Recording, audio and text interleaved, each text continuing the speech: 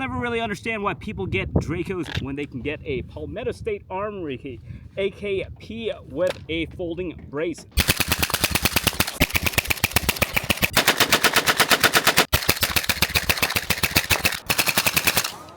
Woo! This one right here has been SBR, so I actually have a stock on here. However, you get Magpul furniture up front, you get Magpul furniture in the rear right here, and it is fit so you can actually put different types of mounting systems on that back. This one right here is going to come with a Magpul P-Mag. However, last December they gave a range bag and also 10 whole magazines with it. What makes this one also better is that it actually has a crank style muzzle device brake, so you can actually put a nice suppressor on here, like so.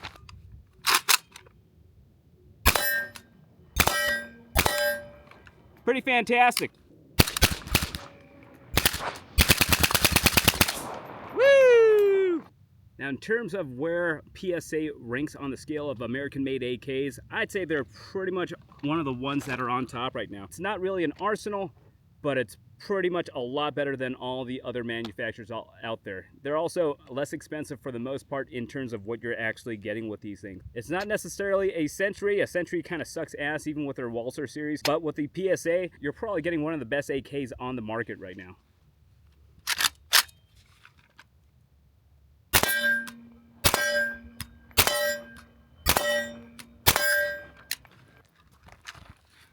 Now, I was super skeptical about the Picatinny rail, if it actually held zero. It actually does hold zero pretty darn well. Until my Vortex UH-1 Huey just took a crap on me, this thing was holding zero up until the point where a couple thousand rounds was not doing anything to it whatsoever. I'd say with this 10.5-inch barrel and 7.62 x 39, I'm probably getting like 100-yard shots at roughly about like 2 inches or so. That's without LPVOs or something. That's going to be all red dots, so it actually is pretty darn accurate. These little tiny Picatinny rail dust covers are working out pretty darn well for me.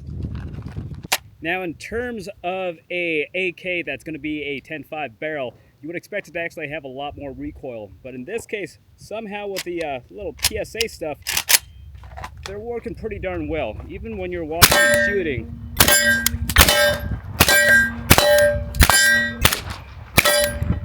It's pretty damn based, you know. Everything's working pretty darn good with these things. I have no issues with them. And in terms of the trigger, it's probably one of the softer AK triggers that I've actually shot with, especially directly outside of the box. This one's been broken in, so it's a lot better. So even doing stupid shit like this makes it a lot easier to actually do, you know. Now here we have two AKs that are similar in build. One is a Zastava, and we also have the PSA as we've been talking about. Both of them have crinkle style brakes. Both of them are very similar in build, but the Zastava is significantly more expensive. It is a beautiful firearm. It does have that little tiny bakelite, and this one is running off of a Magpul P-Mag. So we're going to compare the two real quick just to see side by side. Both of them are tax stamped. Both of them are SBR ATF. Please leave my dogs alone. With the first one, we're going to go with the Zastava Z-Pap style.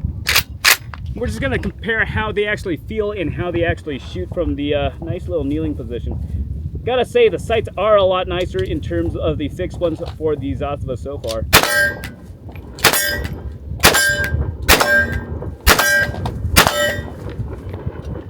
Pretty darn good shooting. Don't really have any issues with it. How's it bump though?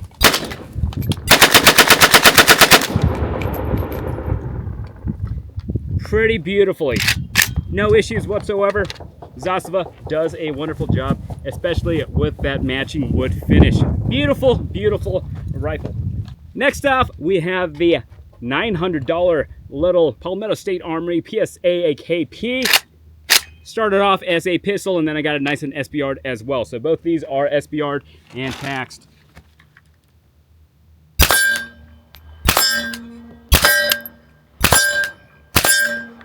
Pretty beautiful firearm as well. Let's see how she bumps. It's a little slower paced, but it ain't everything without any malfunctions or jams either. Both are phenomenally built, but it really just depends on what you want to kind of put into it later on. All in all, though, the PSAK is probably one of the best AK buys that you can actually have on the market. Running just under $1,000 for one of their base models. Just make sure that you get the GF3 and above. That means GF3s, GF4s, and GF5s. The only difference between the GF3 and the GF4 series stuff is probably just going to be a better barrel on the GF4. Other than that, these things still run phenomenally.